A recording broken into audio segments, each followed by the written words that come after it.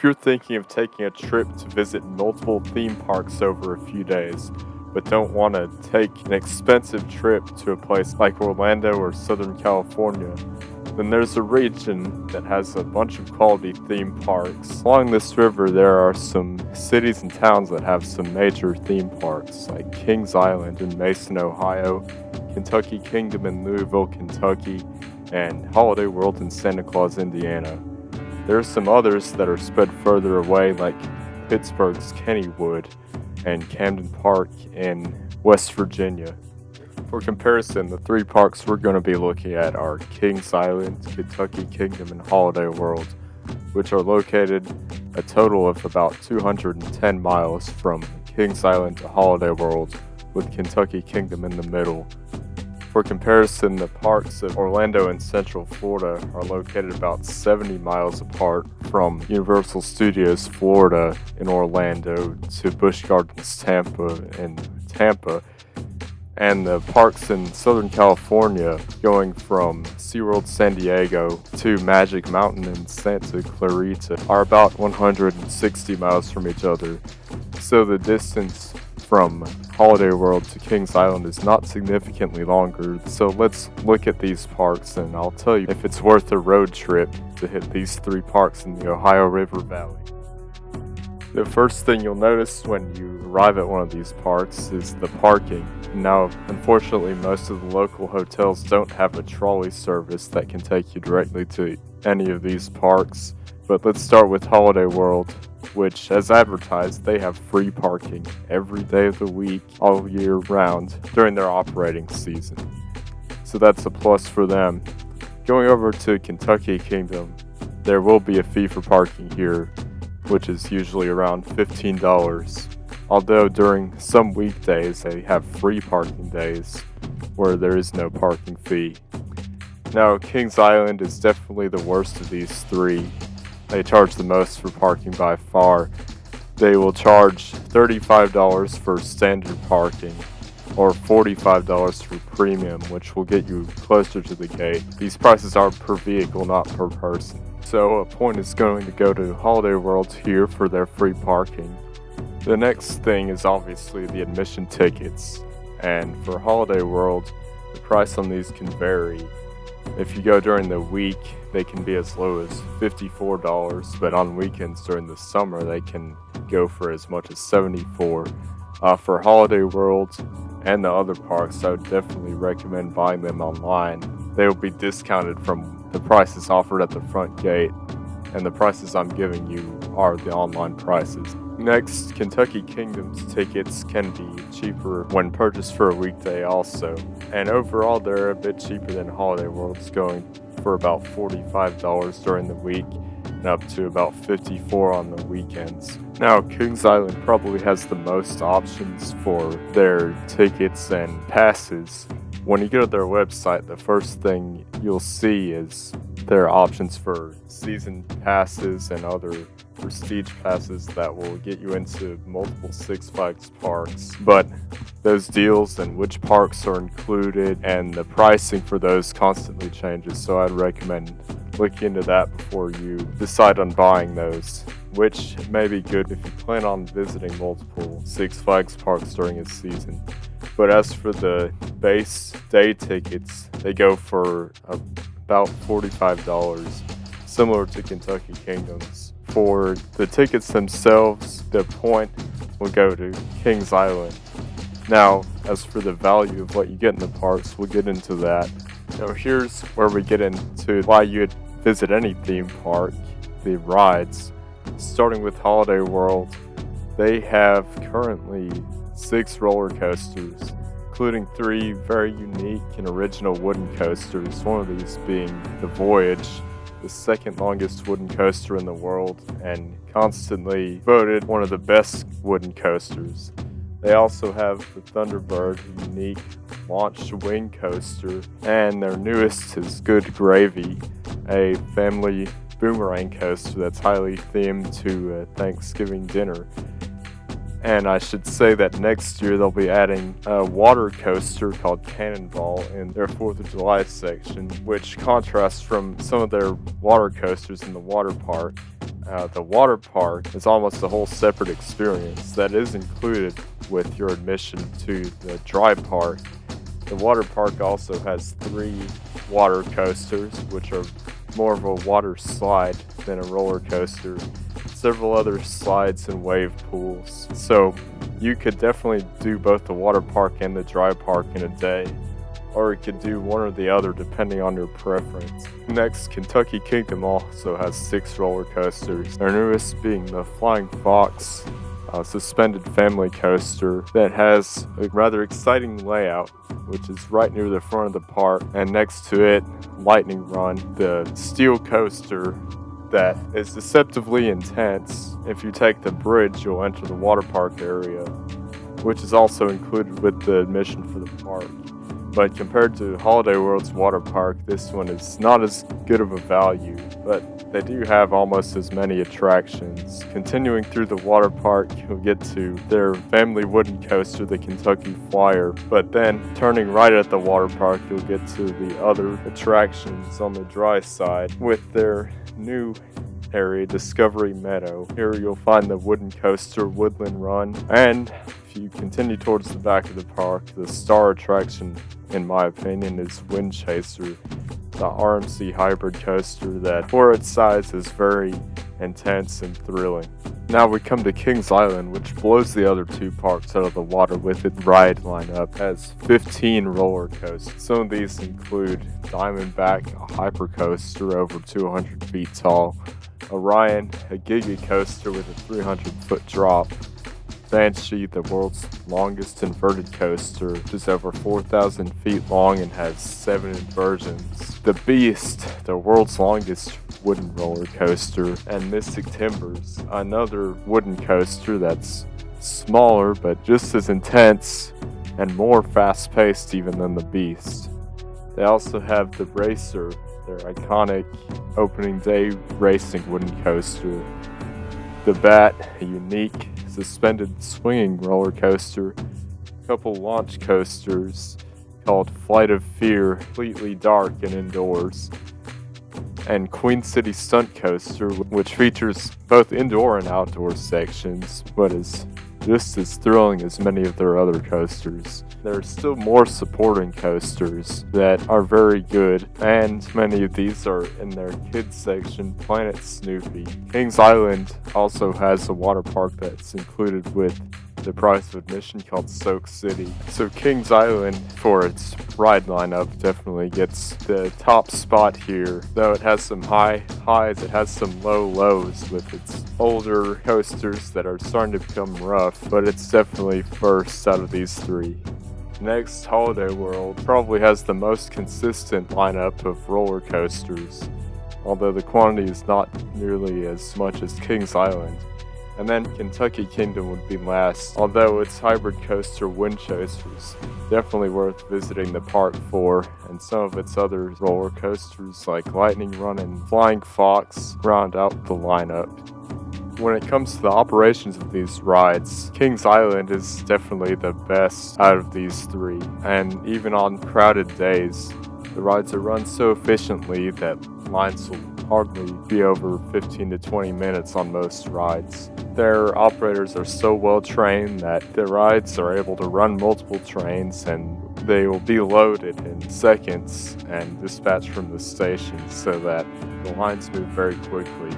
Many of the ride crews are in competition with each other to see who's the best, which adds another element for the staff to be on their A game at all times. Over to Kentucky Kingdom, there's a different story because many of their rides are operated very slowly, sometimes running only one train, and here, as far as I know, they do not offer any kind of skip the line pass, which potentially makes the problem worse.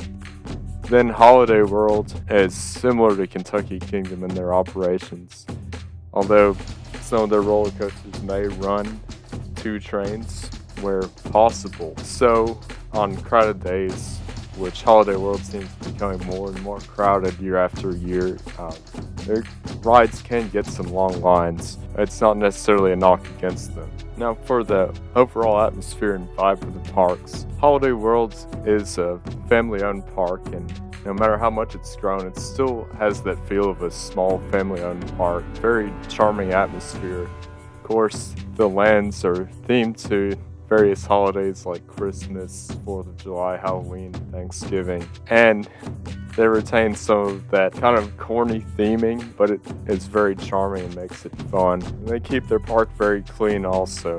Going over to Kentucky Kingdom, the park has been through a lot of ownership changes in its almost 40 years. So each owner, up until recently, has not given much thought to the layout, as I mentioned earlier, or the atmosphere and the experience of guests just hang out in the park. But I will give them credit because recently, under Ocean Family Entertainment's ownership, they've added some nicely themed and landscape areas like the new Discovery Meadow, which has a lot of landscaping, native plants and trees and flowers, and rest and recreation areas that make it feel kind of like a state park more so than a theme park. And that's a very nice touch. Now, going over to Kings Island, this one feels more like a true theme park than the others. When the developers built Kings Island, they set out to make sort of a Disneyland of the Midwest. And so when you walk into Disneyland, Main Street USA is sort of like a cartoonish version of the main street in a small Midwestern town. But Kings Island, which is in the Midwest, has International Street with this magnificent fountain and the Eiffel Tower with some buildings that look like a city in France rather than its actual location in the Midwest. If you continue through International Street to the Eiffel Tower, there are some really nice gardens and landscaping, not only here but throughout the park. There are other themed areas like Planet Snoopy, Adventureport, and Rivertown that are uniquely themed. Even though Kings Island has been under the ownership of Six Flags for the past 3 years, the most Six Flags area would probably be the Action Zone, which is kind of the most generically themed area. But as for the rest of the park, it's really nice just to walk around, and it has a great atmosphere. So I give Kings Island top spot on this one, followed by Holiday World, and then Kentucky Kingdom. Now, as for food and drink at these parks, starting with Holiday World, of course, they offer free drinks throughout the park. All you have to do is go up to the stand, get a cup, and fill up your drink for free, included with the price of admission. They also have a lot of dining options throughout the park. All of the dining options are pretty solid. They have Santa's Merry Marketplace, which has a food court towards the entrance of the park in the Christmas section. They have other restaurants throughout the 4th of July, Thanksgiving, and the Halloween areas, and many in the water park also. And I'd say their food is a pretty good value.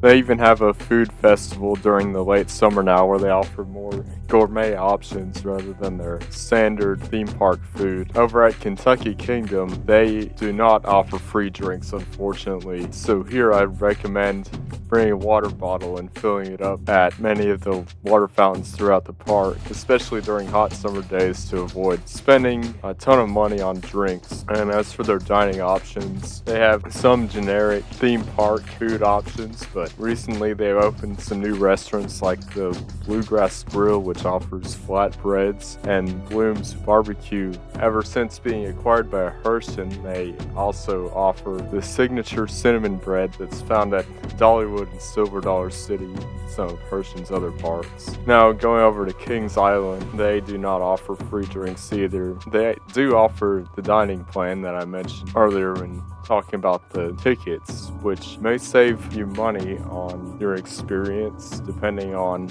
how long you'd like to stay at the park and how much you're willing to pay for food. But they also have a variety of dining options with a bunch of local restaurants like Skyline Chili, La Rosa's Pizza, and Grater's Ice Cream. And they have their signature treat, the blue ice cream, that can be found at stands throughout the park. But overall, they're pretty similar in quality.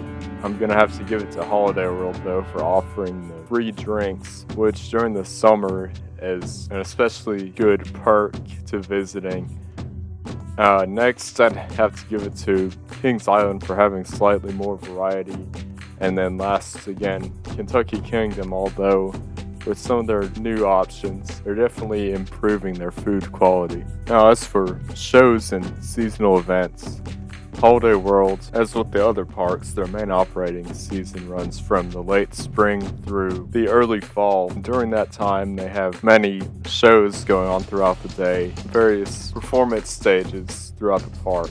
In their Halloween area, they currently have a stunt show with motorcycle stunts. Going over to the 4th of July section, they have a stage with magic shows, puppet shows, I think even a hypnotist. Going over to Thanksgiving during the day, there's a music stage where music and dancing groups perform like dueling pianos. And then during the summer, Holiday World has a nightly firework and drone show called Holidays in the Sky, which is very impressive and it's a big draw for a lot of guests here. At Kentucky Kingdom, they have a couple stages for some types of shows, but the one in the water park hosts shows for singing and dancing.